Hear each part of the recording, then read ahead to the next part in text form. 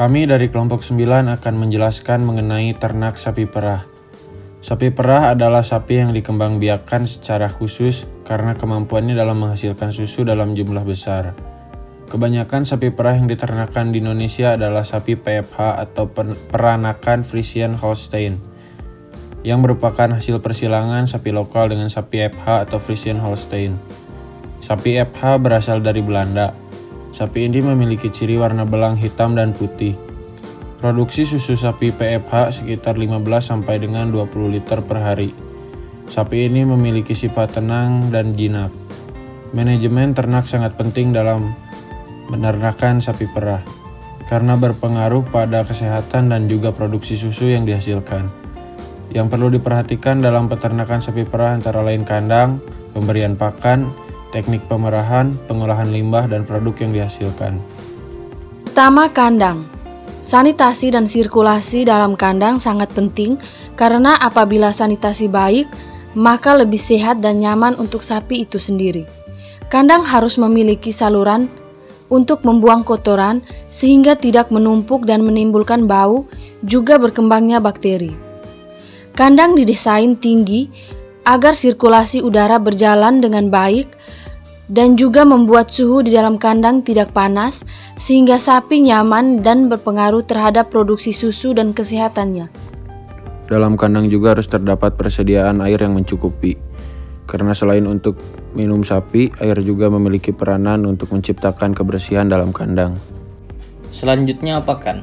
Pakan yang digunakan untuk sapi perah antara lain rumput, jerami, konsentrat, singkong, dan ampas bir. Rumput digunakan sebagai hijauan dan pakan utama. Maka jerami dibutuhkan untuk tambahan atau pengganti rumput apabila sedang tidak tersedia. Jerami lebih tahan lama dan tidak mudah busuk, seperti rumput.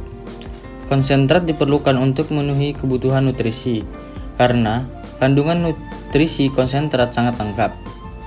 Singkong dan ampas bir digunakan sebagai pakan tambahan karena tinggi akan karbohidrat yang berfungsi sebagai penghasil energi.